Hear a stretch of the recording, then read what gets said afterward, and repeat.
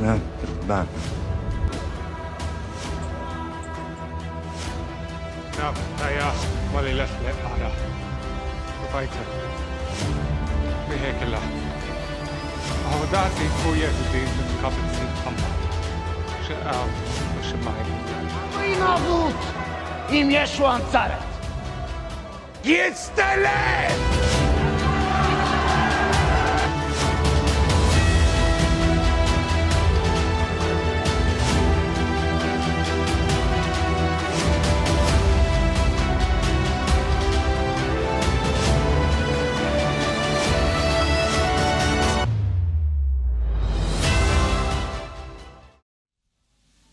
Shalom jemaat yang dikasihi dalam nama Tuhan Yesus Kristus. Shalom.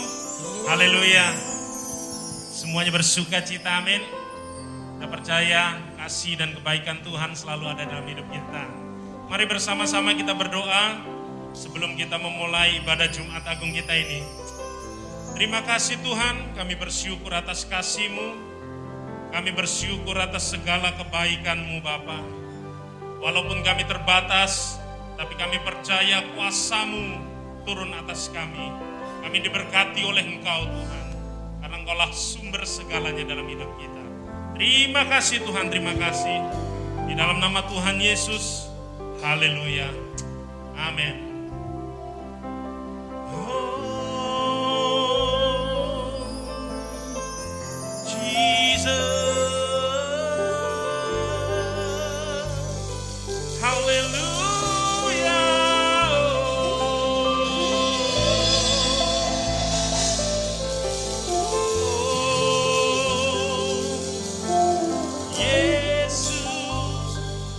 Rasakan kasih-Mu, kami rasakan kebaikan, perlindungan-Mu Tuhan.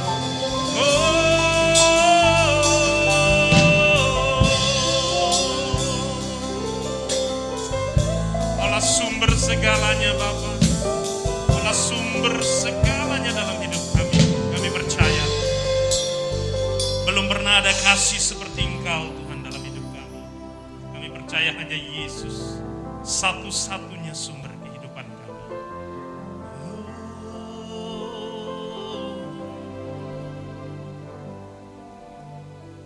Belum pernah ada, amin, kasih di dunia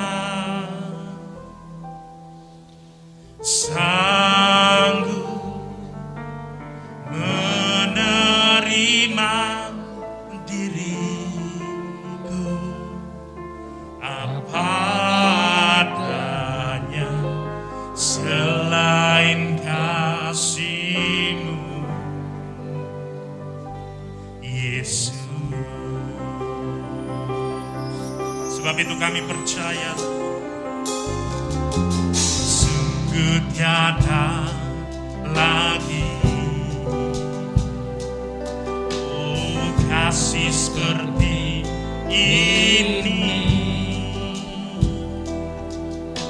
sanggup mengubahkan hidupku menjadi baru, selain kasih-Mu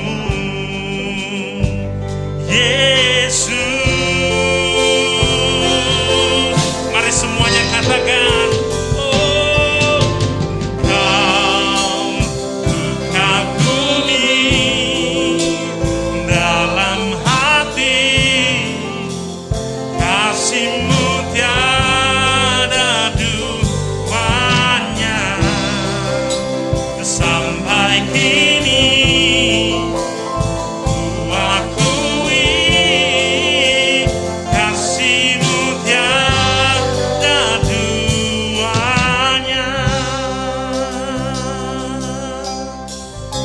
thank you Jesus. Belum pernah ada kasih di dunia, oh,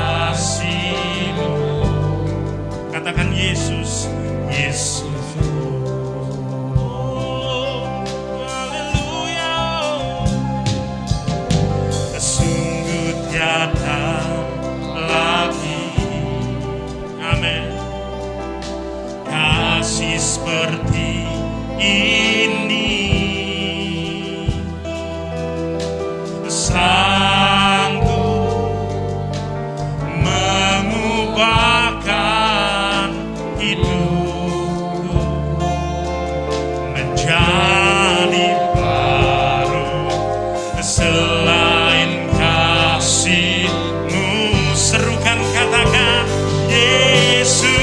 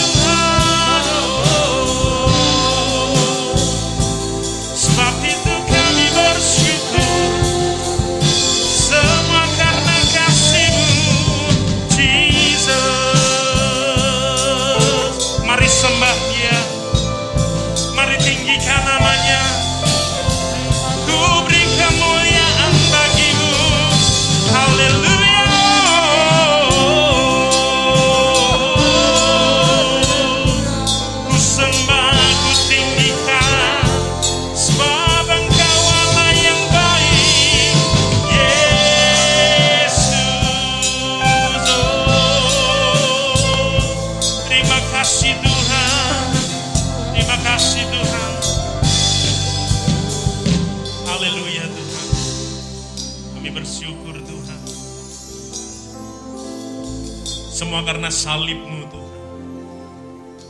Semua karena anugerah-Mu. Semua karena kebaikan-Mu dalam hidup kami. Kau berikan hidup-Mu untuk tebus dosa kami Tuhan. Sebab itu kami bersyukur.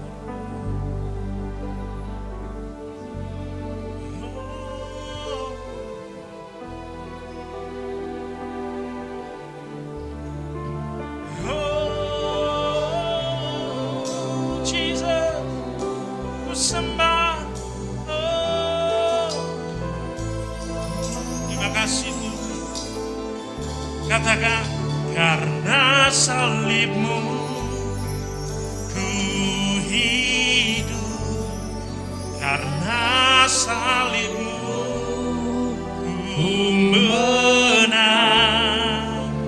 Engkau yang berkuasa, sanggup untuk melakukan.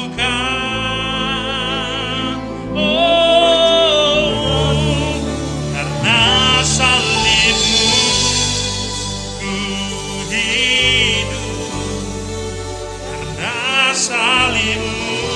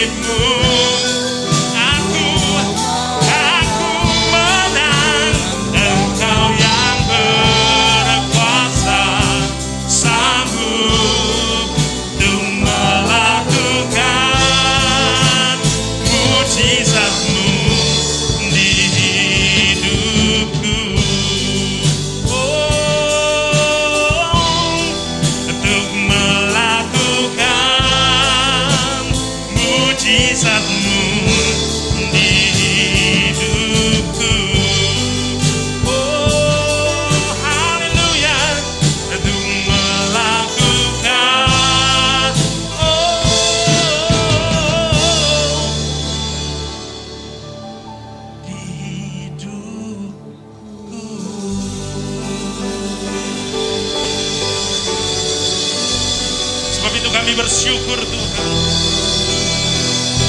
Oh, terima kasih Tuhan. Semua karena kasih-Mu, semua karena kebaikan-Mu. Haleluya, haleluya, haleluya. Terima kasih Tuhan, terima kasih. Haleluya. Terima kasih. Olah sumber sukacita kami, olah sumber keselamatan kami. Kami mau lebih lagi, kami mau bersukacita di dalam nama Tuhan Yesus. Katakan amin. Haleluya. Semua jemaat bersukacita, amin. Walaupun kita online, tapi kasih Tuhan selalu mengalir dalam hidup kita. Haleluya. Come on. Namamu selalu ada di tempat pertama di hatiku dan selalu menjadi yang utama di rinduku. Dimanapun ku berada tak akan berubah. Namamu selalu berada di tempat pertama. Yeay! Katakan jauh lebih indah dari emas yang mulia. Namamu berharga bagi hidupku. Jauh lebih kuat dari semua yang ku tahu. Namamu melekat di dalam jiwaku. Oh, namamu selalu ada di tempat pertama di hatiku dan selalu menjadi yang utama di rinduku. Dimanapun ku berada tak akan berubah. Namamu selalu berada di tempat pertama. Hey! Woo! Jauh lebih indah dari emas yang mulia. Namamu berharga bagi hidupku. Jauh lebih kuat dari semua yang ku tahu. Namamu melekat di dalam jiwaku. Namamu selalu ada di tempat pertama di hatiku dan selalu menjadi yang utama di rinduku. Dimanapun ku berada tak akan berubah. Namamu selalu berada. Katakan namamu. Namamu selalu ada di tempat pertama di hatiku dan selalu menjadi yang utama di rinduku. Dimanapun ku berada tak akan berubah. Namamu selalu berada di tempat pertama. Namamu selalu berada di tempat pertama. Namamu selalu berada di tempat pertama. Yeah! Haleluya, beri kemuliaan bagi nama Tuhan kita Yesus Kristus. Haleluya. Kita persiapkan hati kita. Kita persiapkan pikiran kita. Untuk kita boleh menerima taburan firman Tuhan. Karena firman Tuhan yang hidup ini dapat membebaskan kita. Terima kasih Tuhan, kami bersyukur.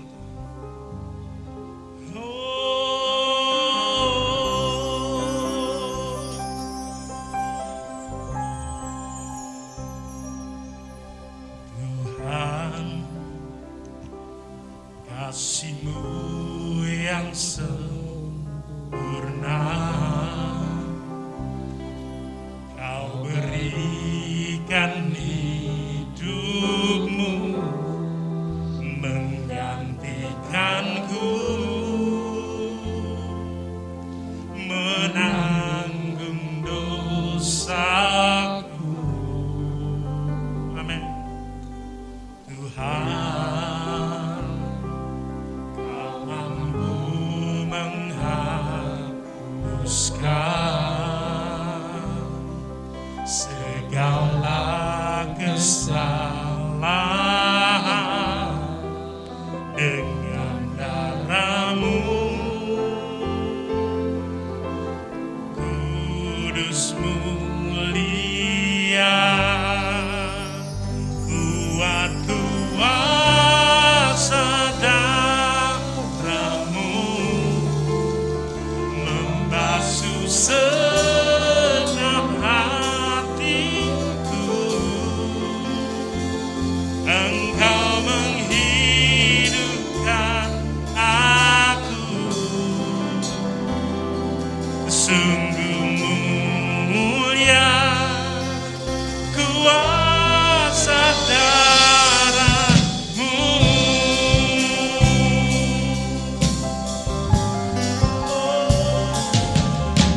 Tuhan, kasih-Mu yang sempurna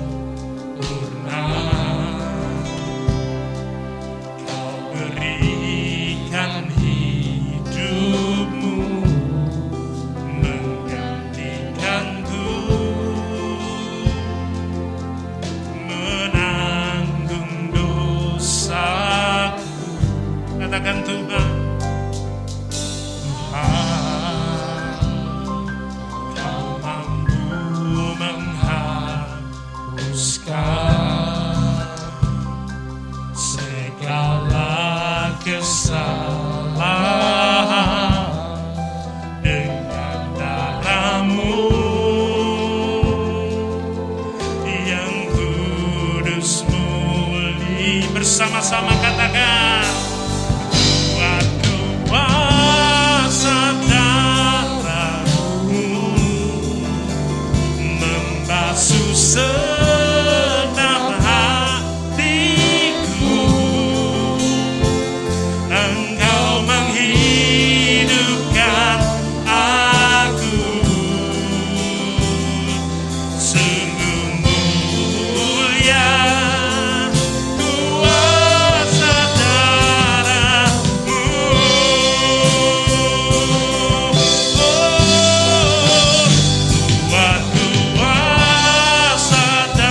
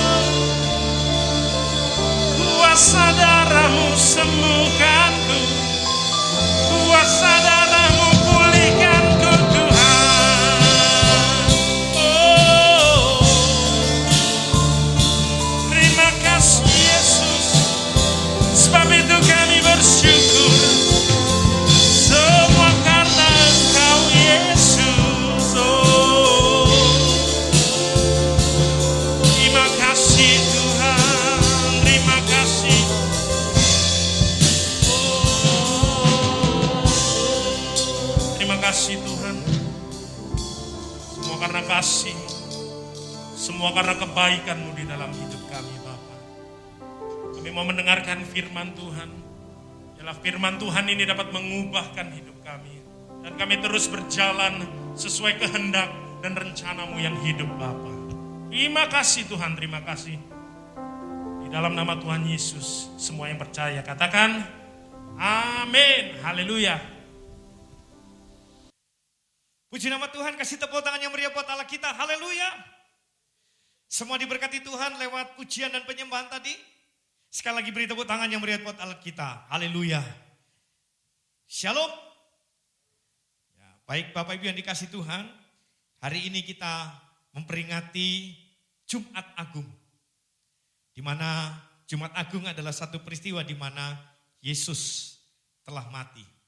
Bapak Ibu yang dikasih Tuhan, mari bersama-sama kita akan membaca Lukas pasal yang ke-23 ayat yang ke-46 sampai 47. Sekali lagi, Lukas pasal yang pasal 23 ayat 46 sampai dengan 47. Demikian firman Tuhan. Lalu Yesus berseru dengan suara nyaring, "Ya Bapa, ke dalam tangan-Mu kuserahkan nyawaku." Dan sesudah berkata demikian, ia menyerahkan nyawanya. Ketika kepala pasukan melihat apa yang terjadi, ia memuliakan Allah, katanya, "Sungguh orang ini adalah orang benar." Amin. Hari ini, dalam Jumat Agung ini, saya sampaikan kepada kita firman Tuhan, yaitu Yesus kebenaran yang sejati. Yesus adalah kebenaran yang sejati. Kita melihat ada banyak, kita mendengar lewat media sosial ataupun hal-hal yang lain. Bapak Ibu yang dikasih Tuhan. Ada pandangan yang mengatakan bahwa tentang kematian Yesus ini bukan Yesus yang mati. Ada pandangan yang mengatakan bahwa tentang kematian Yesus ini bukan Yesus tetapi pribadi yang mirip dengan Yesus. Itu yang mati dan itu yang disalibkan. Kayak ada peran pengganti untuk menggantikan di mana peran Yesus yang disalibkan. Tetapi baiklah melalui Jumat Agung ini, Bapak Ibu yang dikasih Tuhan. Mari bersama-sama kita melihat apa kata Alkitab. Sehingga kita bisa mendapatkan keteguhan, sehingga kita mendapatkan kekuatan dalam iman kita. Apa kata Alkitab tentang kematian Yesus ini? Yang pertama, Alkitab mencatat sangat jelas bahwa sudah tidak perlu diragukan lagi, yang mati adalah Kristus. Bapak Ibu, perhatikan baik-baik, kita membaca dalam 2 Timotius pasal 3 ayat 16 bagian A berkata begini, segala tulisan yang diilhamkan Allah, dan selanjutnya segala tulisan yang diilhamkan oleh Allah. Apa yang dimaksudkan di sini? Artinya bahwa semua yang ditulis di dalam Alkitab ini adalah yang telah diwahyukan oleh Allah sendiri, yang telah diberikan oleh Allah sendiri kepada sang penulis. Dengan kata lain, semua yang tercatat di dalam Alkitab ini adalah sebuah kebenaran. Semua yang tercatat dalam Alkitab ini tidak perlu diragukan lagi. Ini adalah catatan, ini adalah tulisan kebenaran yang kita pegang di sana. Menjadi kehidupan bagi setiap kita. Apa yang Alkitab katakan mengenai kematian Yesus? Mari kita melihat, mulai dari pertama adalah penangkapan. Dibuktikan di dalam Alkitab ini bahwa yang ditangkap itu adalah Yesus. Lukas pasal 22 ayat 47-48. Dikatakan begini, pada waktu Yesus, catat baik-baik, pada waktu Yesus masih berbicara, datanglah serombongan orang.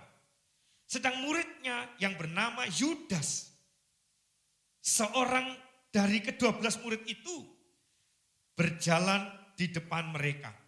Yudas mendekati Yesus untuk menciumnya. Maka kata Yesus kepadanya, "Hei Yudas, engkau menyerahkan anak manusia dengan ciuman." Dari Lukas pasal 22 ayat 47-48. Jelas tertulis di situ adalah nama Yesus, bukan nama yang lain.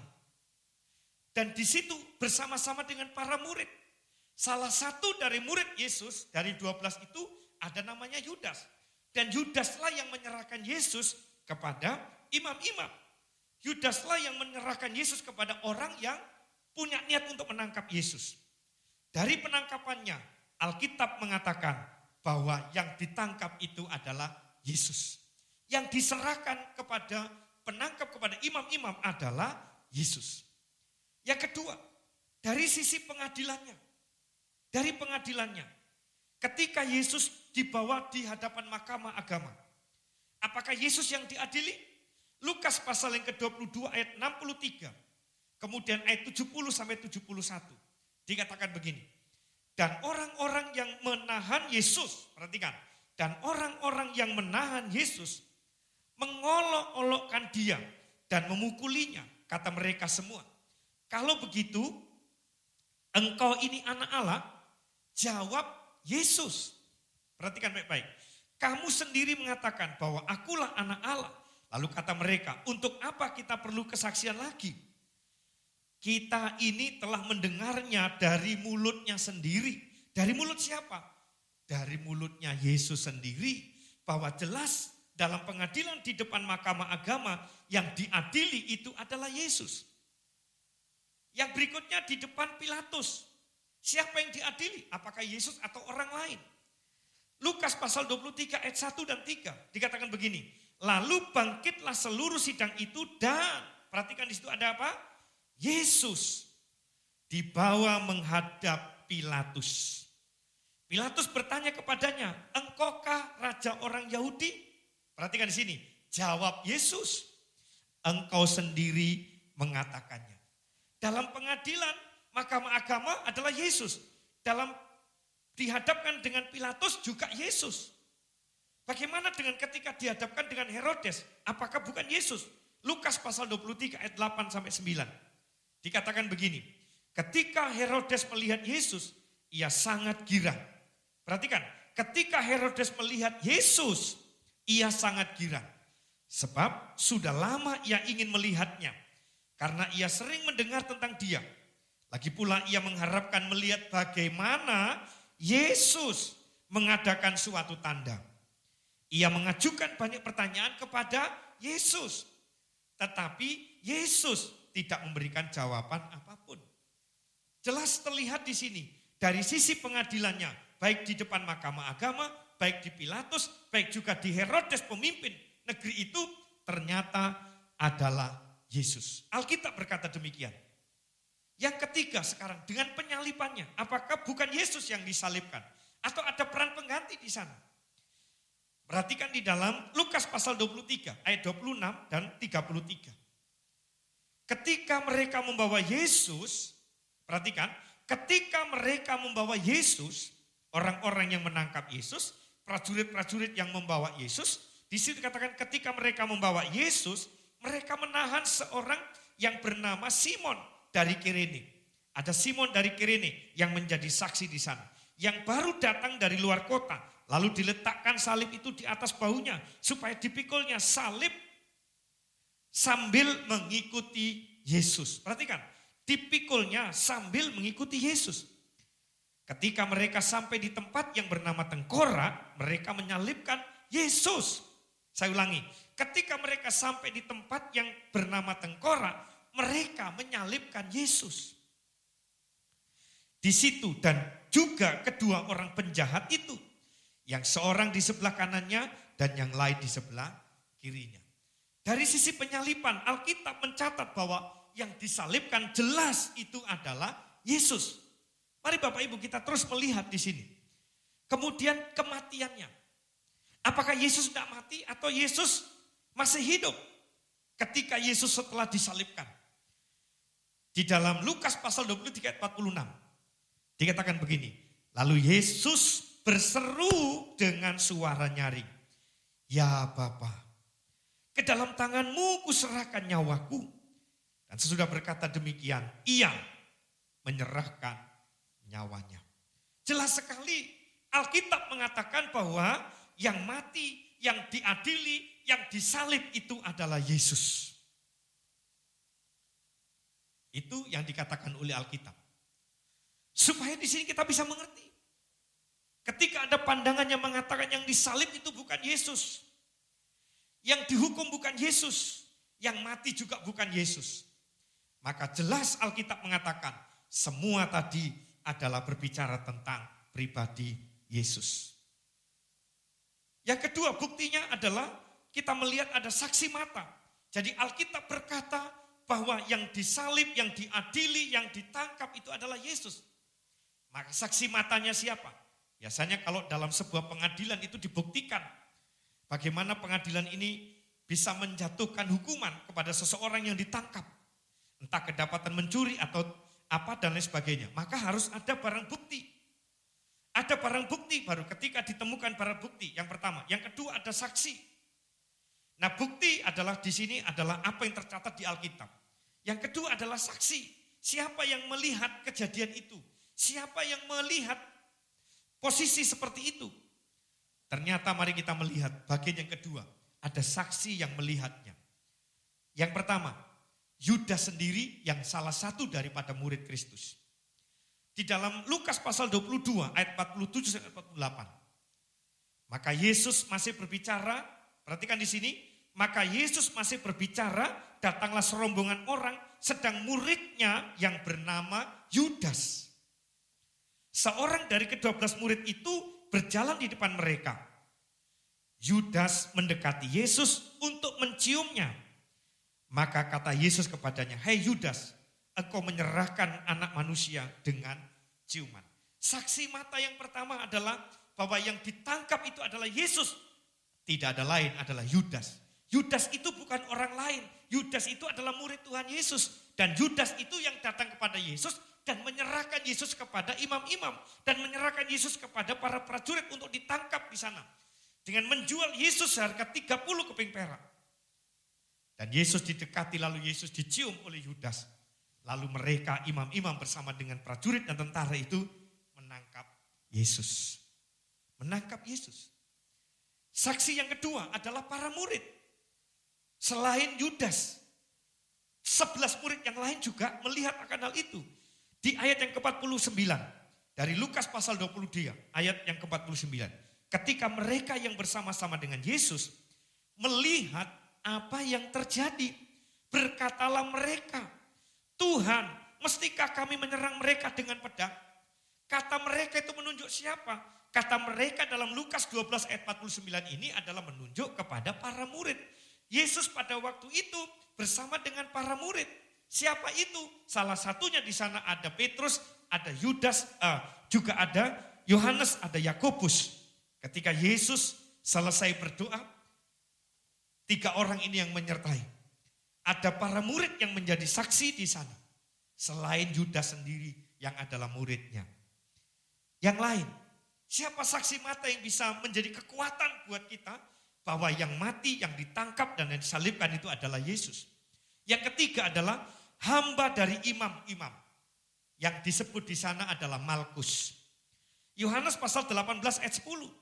Lalu Simon Petrus yang membawa pedang. Simon Petrus itu adalah murid Tuhan Yesus. Yang membawa pedang. Menghunus pedang itu.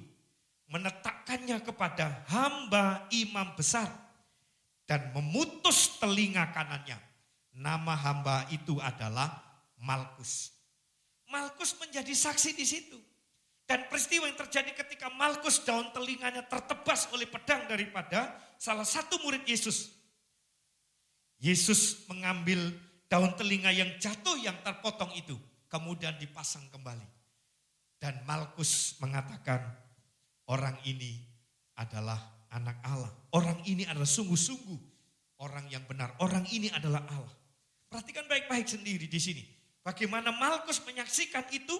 Bagaimana Malkus melihat betapa apa yang diperbuat oleh Yesus. Artinya begini. Benar yang ditangkap itu adalah Yesus, bukan yang lain. Malkus menjadi saksi dan Malkus pun menikmati mujizat dari Tuhan, di mana daun telinganya yang terputus oleh pedang dari salah satu murid itu dipasangkan kembali oleh Tuhan, oleh Yesus. Yang berikutnya, selain imam-imam, juga ada imam-imam kepala di sana. Dalam ayat 52 sampai 53 di Lukas pasal 22.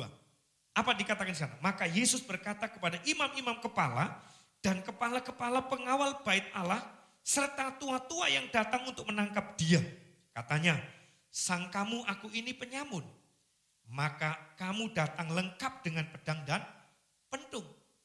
Jelas sekali ada imam-imam kepala, kemudian ada pengawal bait Allah, kemudian ada orang-orang yang ada di sekitar situ. Mereka menyaksikan dan mereka juga melihat bahwa yang ditangkap itu adalah Yesus. Padahal tiap-tiap hari aku berada di tengah-tengah kamu di dalam bait Allah dan kamu tidak menangkap aku. Tetapi inilah saat kamu dan inilah kuasa kegelapan itu. Jadi jelas sekali bahwa lewat kesaksian daripada imam kepala, kepala-kepala pengawal bait Allah, mereka melihat bahwa yang ditangkap itu benar-benar adalah Yesus. Tadi dalam pengadilan Pilatus juga menjadi saksi bahwa yang ditangkap dan diadili itu adalah Yesus dalam Yohanes 18 ayat 28 sampai 29. Maka mereka membawa Yesus dari Kayafas ke gedung pengadilan. Ketika itu hari masih pagi, mereka sendiri tidak masuk ke gedung pengadilan itu supaya jangan menajiskan diri, sebab mereka hendak makan Paskah. Sebab itu Pilatus keluar mendapatkan mereka dan berkata, apakah tuduhan kamu terhadap orang ini? Satu pernyataan yang diberikan oleh Pilatus tentang Yesus yang ditangkap dan diadili di sana. Yang berikutnya Herodes. Herodes sendiri juga tadi mengatakan, itu menjadi saksi, menjadi bukti bahwa memang yang ditangkap adalah Yesus dalam Lukas 23 ayat yang ke-8. Ketika Herodes melihat Yesus, ia sangat girang. Sebab sudah lama ia ingin melihatnya karena ia sering mendengar tentang dia. Lagi pula ia mengharapkan melihat bagaimana Yesus mengadakan suatu tanda di situ. Herodes melihat sendiri yang di depan matanya adalah Yesus yang dilihatnya, yang pernah didengarnya bahwa dia bisa melakukan tanda-tanda mujizat. Dan ketika Herodes bertemu dengan Yesus, hatinya menjadi girang. Kenapa? Karena dia ingin melihat tanda-tanda mujizat itu. Terbukti bahwa Yesus itulah yang ditangkap dan diadili di sana. Yang berikutnya, Simon dari Kirene. Yang tadi kita membaca bahwa ketika Yesus dalam perjalanan memikul salib, Yesus sudah tidak mampu, Yesus tidak berdaya untuk berangkat menuju naik ke Bukit Tengkorak dengan memikul salib yang begitu berat. Jalan menanjak dan lain sebagainya. Tapi Simon orang Kirene menjadi saksi di situ. Lukas pasal 23 ayat 26 sampai 27, ketika mereka membawa Yesus, mereka menahan seorang yang bernama Simon dari Kirene yang baru datang dari luar kota. Lalu diletakkan salib itu di atas bahunya supaya dipikulnya sambil mengikuti Yesus. Jelas sekali di sini Bapak Ibu. Jelas sekali bahwa yang disalibkan itu adalah Yesus. Simon Kirene menggantikan Yesus untuk disalibkan di sana di dalam perjalanan, yaitu membawa salib, kayu salib daripada alat yang akan dipakai untuk menyalibkan Yesus. Karena dilihat Yesus sudah tidak berdaya, karena dilihat Yesus sudah tidak mampu untuk naik sambil memikul kayu salib itu yang akan dipakai untuk menyalibkan dirinya. Maka Simon ditangkap, kemudian Simon disuruh untuk menggantikan, memikul kayu salib itu sampai di tempat Bukit Tengkorak itu. Dan ketika sampai di sana, bukan Simon orang Kirene yang disalibkan, tetapi Yesus yang disalibkan. Yang berikutnya, siapa? Adalah penjahat yang ada di kanan kiri Yesus yang disalibkan. Di dalam Lukas pasal yang ke-23 ayat 33 dikatakan begini. Ketika mereka sampai di tempat yang bernama Tengkorak, mereka menyalibkan Yesus di situ dan juga kedua orang penjahat itu. Yang seorang di sebelah kanannya dan yang lain di sebelah kirinya. Jadi penjahat, penyamun, penjahat yang tidak bisa terampuni kesalahan dan dosanya disalibkan bersama dengan Yesus. Sampai mereka pun di atas kayu salib mereka berdialog. Dan salah satu berkata, kalau memang engkau Yesus anak Allah, maka turun dan selamatkan dirimu, lalu selamatkan aku. Tetapi yang sebelah berkata begini, engkau jangan berkata begitu karena yang layak dihukum seperti ini adalah kami, kita ini, bukan Yesus, bukan dia. Lalu dia berkata, kalau memang benar-benar engkau adalah Yesus dikatakan, engkau Yesus anak Allah, maka ingatlah aku ketika engkau di Firdaus. Lalu Yesus berkata begini, dalam ayat-ayat berikutnya dikatakan bahwa mulai hari ini juga engkau sudah bersama dengan aku di Firdaus. Dua penjahat di kanan dan kiri juga menjadi saksi mata tentang penyaliban daripada Yesus. tentang kematian daripada Yesus. Yang berikutnya, yang terakhir adalah prajurit atau tentara yang menangkap Yesus. Lukas pasal 23 ayat 36. Juga prajurit-prajurit mengolok-olok dia. Mereka menunjukkan anggur asam kepadanya. Ayat 47 sampai dengan 44 sampai 47 berkata begini. Ketika itu hari sudah kira-kira jam 12. Lalu kegelapan meliputi seluruh daerah itu sampai jam 3. Sebab matahari tidak bersinar dan tabir bait suci terbelah dua. Lalu Yesus berseru dengan suara nyaring, "Ya Bapa, ke dalam tanganmu kuserahkan nyawaku." Dan sesudah berkata demikian, ia menyerahkan nyawanya. Ketika kepala pasukan melihat apa yang terjadi, ia memuliakan Allah. Katanya, sungguh orang ini adalah orang benar. Ada sekian banyak yang menjadi saksi mata. Saya pikir saksi 2 atau 3 saja sudah cukup. Tapi ini lebih daripada 2 atau 3. Maka Bapak Ibu yang dikasih Tuhan, pertanyaannya kepada kita semua. Lewat ibadah Jumat Agung pada hari ini. Masihkah kita meragukan tentang Yesus yang mati di atas kayu salib? Masihkah kita bimbang dengan adanya pernyataan, dengan adanya pengajaran, dengan adanya tulisan-tulisan yang mengatakan bahwa yang mati dan yang disalibkan itu bukan Yesus, tetapi digantikan oleh peran orang lain? Ada statement di sana yang menggantikan di situ. Ada statement yang ada di sana dan yang menggantikan Yesus supaya Yesus tidak disalibkan, supaya Yesus tetap hidup. Tetapi Alkitab sudah jelas berbicara kepada kita. Yang ditangkap, yang diadili, yang disalibkan itu adalah Yesus. Dan mereka menjadi saksi mata. Baik itu prajurit, baik itu para murid, baik itu imam-imam. Bahkan sampai dengan Pilatus dan Herodes sekalipun mereka menjadi saksi bahwa yang ditangkap itu adalah benar-benar Yesus. Maka saya sampaikan kepada Bapak Ibu, lewat ibadah pada saat ini, dalam memperingati Jumat Agung ini, saya berharap kita semua sangat jelas menangkap pesan ini. Sangat bisa mengerti tentang pesan ini. Sehingga iman Bapak Ibu tidak perlu ragu di dalam mengambil keputusan untuk menerima Yesus sebagai Tuhan dan Juru Selamat. Tidak perlu bimbang untuk mengikut Yesus. Tidak perlu ragu untuk menjawab panggilan Yesus. Untuk kita terus bersama dengan Dia. Walaupun dalam situasi apapun, walaupun berbagai macam tantangan, berbagai macam cobaan, berbagai macam rintangan, tetap kita punya iman yang teguh kepada Kristus. Pemazmur berkata begini, sekalipun dagingku dan hatiku habis lenyap, tetaplah Engkau Allah selama-lamanya.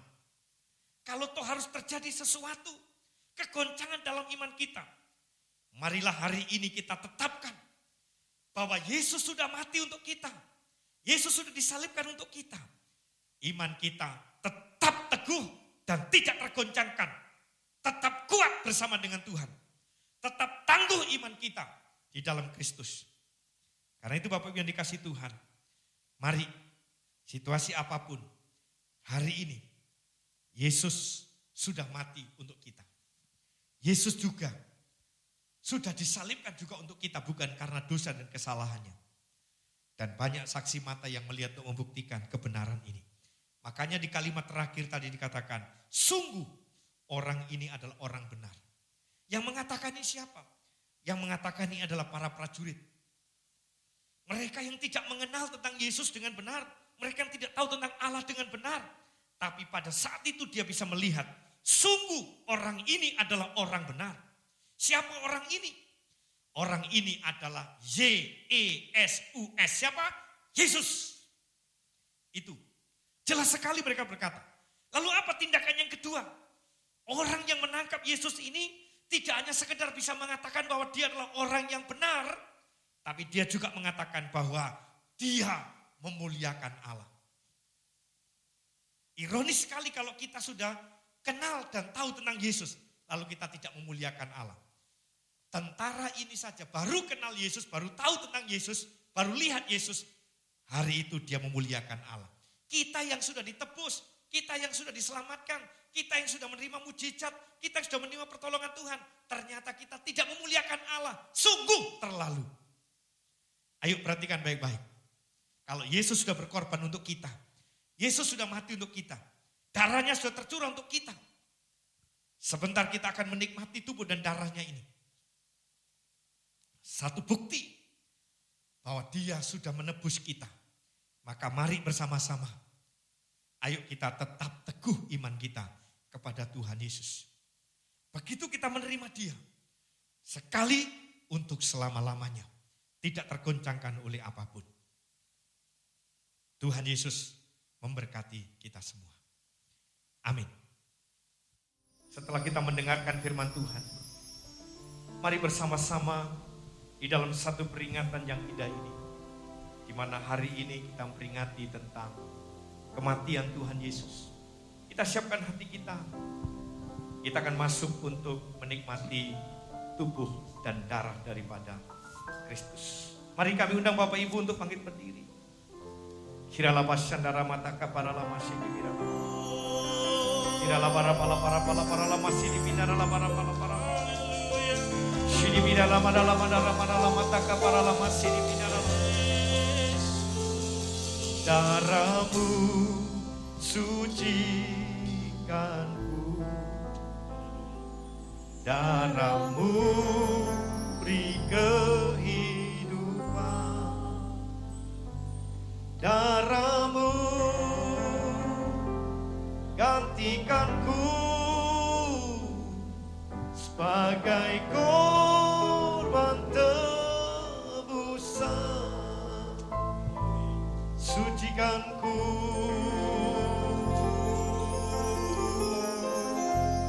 seputih salju. Yesusku, darahmu yang mulia. Sekali lagi mari katakan bersama-sama. Darahmu, darahmu sucikanku, darahmu beri kehidupan, darahmu gantikanku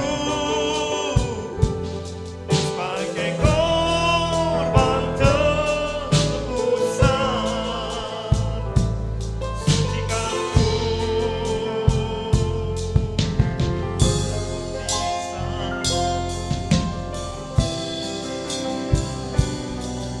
Yesusku, korbanmu yang mulia.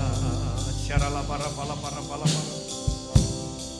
Mari bersama-sama siapkan hati, siapkan roti dan anggur perjamuan yang sudah disediakan buat kita semua pada pagi hari ini, Bapak Ibu yang dikasihi. Sambil kita merenungkan kebenaran yang sudah kita dengar bersama tentang firman, biar meneguhkan kita, menguatkan kita. Pengorbanan yang sudah Tuhan berikan kepada kita 2000 tahun lebih yang lalu, dia mati di atas kayu salib, darahnya tercurah untuk kita menebus setiap dosa dan kesalahan kita. Dan juga tubuhnya tercapek-capek untuk mengampuni dan untuk melepaskan kita dari segala tekanan dan penderitaan yang ada. Sehingga kita menjadi orang menang lebih daripada pemenang. Mari bersama-sama siapkan hati dan kita akan mendengarkan firman Tuhan. Dan ketika mereka sedang makan, Yesus mengambil roti, mengucap berkat, memecah-mecahkannya lalu memberikannya kepada murid-muridnya dan berkata, ambillah, makanlah, inilah tubuhku. Mari kita siapkan, kita ambil roti ini, kita akan masuk di dalam pertemuan, kita akan menikmati tubuh dan darah Yesus. Angkat roti lebih tinggi dari kepala. Imani dan percayai, ini adalah tubuh Kristus yang akan menyatu dengan tubuh kita. Dengarkan firman Tuhan. Bukankah roti yang dipecah-pecahkan adalah merupakan persekutuan dengan tubuh Kristus. Amin. Mari kita makan dengan percaya dalam nama Tuhan Yesus.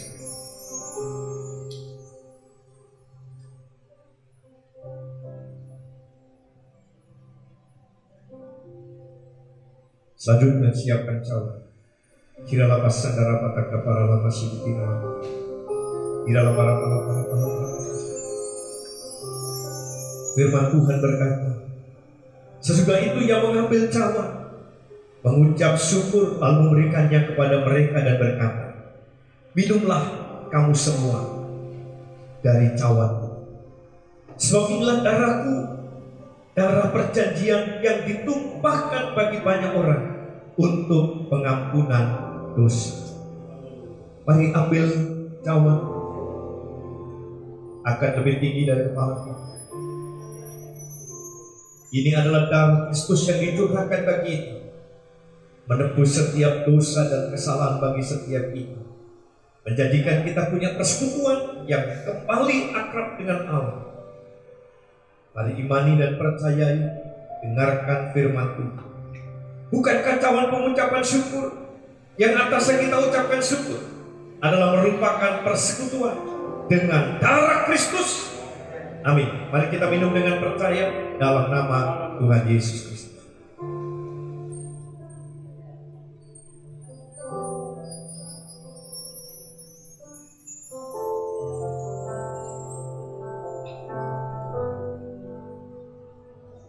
Haleluya.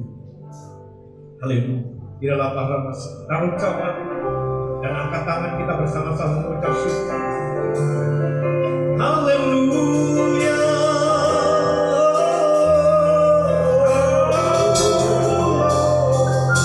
Terima kasih Tuhan. Syukur bagimu ya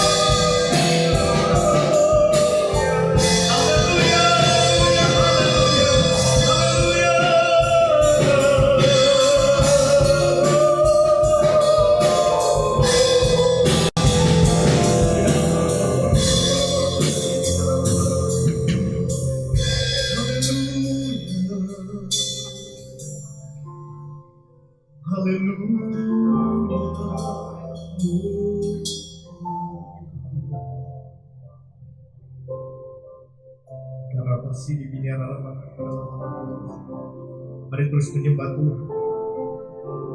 Syukuri di hari di mana Yesus telah datang, di hari di mana Yesus telah mengalami siksaan yang begitu luar biasa, bukan karena dosa dan kesalahannya, tetapi karena dosa dan kesalahan kita ditanggungnya di atas kayu salib.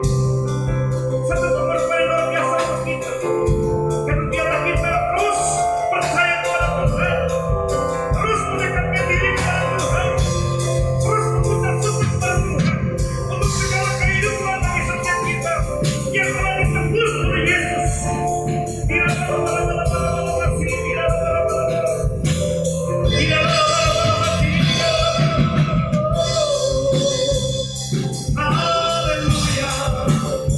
Haleluya.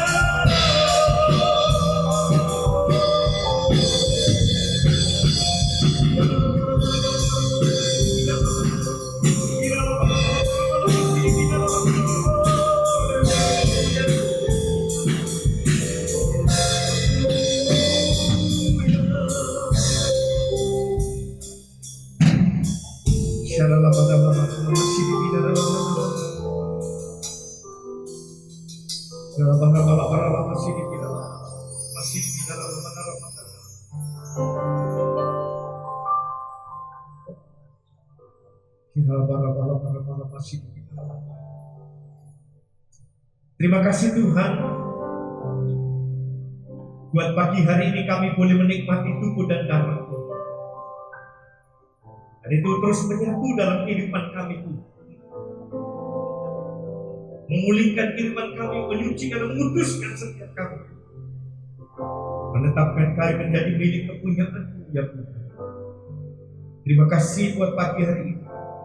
Kami boleh memperingati pengorbanan-Mu ya Yesus di atas kayu salib 2000 tahun yang lalu. Kami diingatkan ke sana.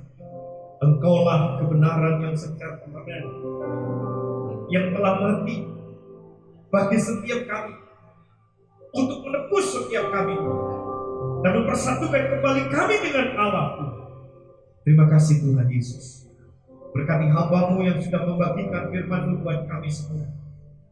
Biar kehidupan hamba-Mu dikurangi, diberkati, baik secara pribadi, keluarga, rumah tangga, usaha dan pekerjaan, bahkan juga untuk pelayanan Tuhan. Engkau memakainya dengan luar biasa, Engkau memberkatinya dengan luar biasa. Terima kasih Tuhan Yesus. Kami mengucap syukur. Kami menyerahkan kehidupan bagi setiap umat-Mu. Engkau memberkati mereka. Apapun keadaan mereka saat ini, Engkau menolong. Engkau mengulurkan tangan untuk menolong setiap umat-Mu, sehingga umat-Mu mengalami pemulihan. Umat-Mu diberkati dalam setiap usaha dan pekerjaan mereka, dalam setiap studi mereka, maupun juga di dalam segala aktivitas dan pelayanan mereka. Mereka semua diberkati. Terima kasih Tuhan. Terima kasih segala terus ada kemampuan untuk berani maju dan melangkah, karena Yesus sudah menanggungnya. Yesus sudah menyelesaikannya di atas kayu salib. Itu boleh terjadi pada setiap kami umat-Mu ya Tuhan. Untuk kami teguh dalam kayu mengiring Engkau, untuk tidak kendori dalam kayu mengikut Engkau, untuk kami terus berkobar-kobar dan nyawa-nyawa untuk kami melayani Engkau Tuhan. Terima kasih Tuhan Yesus. Terima kasih. Berkati bangsa kami, pulihkan bangsa kami Tuhan. Dari Sabang sampai Merauke, Engkau memulihkan, memberkati. Pembangunan terus boleh berjalan Tuhan. Situasi aman di seluruh pelosok tanah air negeri ini. Dan negara kesatuan Republik Indonesia tetap utuh terjaga dengan baik. Memberkati pemimpin-pemimpin kami, presiden, wakil presiden, para menteri, gubernur, bupati, wali kota, camat, lurah, RW dan RT semua. Kau memberkati Tuhan sehingga dalam segala kepemimpinannya menjalankannya dengan takut akan Tuhan. Sehingga selama kepemimpinan mereka, sungguh Tuhan, keberhasilan dalam pembangunan boleh terus berjalan dengan baik. Terima kasih Tuhan Yesus. Bahkan kami terus berdoa untuk pemulihan Indonesia dalam menanggulangi COVID-19 ini. Terus kami berdoa kiranya segera dapat teratasi di dalam nama Yesus. Terima kasih dan kembali semua usaha bisa berjalan dengan lancar, semua pendidikan berjalan dengan lancar, semua keamanan juga berjalan dengan lancar, semua pekerjaan berjalan dengan lancar, segala aktivitas semua berjalan dengan lancar di dalam nama Yesus. Dan mereka yang sakit sembuh oleh kuasa darah Yesus, mereka yang lemah kuat oleh kuasa darah daripada Kristus, dan mereka punya persoalan tiba jalan keluar daripada Kristus dalam nama Yesus. Kemenangan terjadi atas mereka, atas bangsa kami Indonesia ini Tuhan. Terima kasih Bapa di surga. Terima kasih. Selanjutnya kami menyerahkan semua hamba-Mu yang sudah melayani Engkau pada saat hari ini. Kami percaya jeripaya mereka tidak sia-sia, dan Tuhan memberkati kehidupan mereka. Kami juga berdoa untuk juga gereja-Mu di tempat ini Tuhan. Engkau memberkati. Pakai gereja-Mu menjadi berkat, menjadi terang dan menjadi garam dimanapun berada Tuhan. Pakai umat-Mu di dalam gereja ini, mereka semua sungguh-sungguh mengenal Engkau dengan baik dan dengan benar, sehingga mereka mendapatkan pertolongan daripada-Mu, mereka mendapatkan perlindungan daripada-Mu. Terima kasih Tuhan. Selanjutnya kami akan kembali untuk melanjutkan segala aktivitas kami, bekerja, melakukan usaha, sekolah, studi dan semuanya. Tuhan memberkati setiap umat-Mu, dibuat berhasil apapun yang dikerjakan oleh setiap umat-Mu. Bapak yang dikasih Tuhan, mari angkat kedua tangan saudara, sambut dan terimalah berkat Tuhan. Kita akan mengakhiri ibadah Jumat Agung ini. Sungguh kita mengenal kasih Tuhan yang sangat besar kepada setiap kita. Tinggalkan tempat ibadah ini dengan membawa berkat anugerah kasih karunia yang diberikan oleh Bapa di dalam cinta kasih Tuhan Yesus Kristus dan di dalam persekutuan Roh Kudus, memberkati Bapak Saudara mulai hari ini sampai selama-lamanya. Yang percaya terima berkat Tuhan. Mari semua kita berkata amin. Puji nama Tuhan. Mari kita kasih tepuk tangan buat Allah kita yang luar biasa. Haleluya. firman Tuhan. Ibadah Jumat Agung selesai dan kami ucapkan selamat hari Jumat Agung. Tuhan Yesus memberkati, Tuhan Yesus menyertai segala apa yang Bapak Ibu kerjakan, segala apa yang Bapak Ibu usahakan, segala apa yang Bapak Ibu lakukan dalam pelayanan. Diberkati, segala apa yang anak-anak lakukan dalam sekolah diberkati dan semua dibuat berhasil. Tuhan Yesus memberkati kita semua. Amin.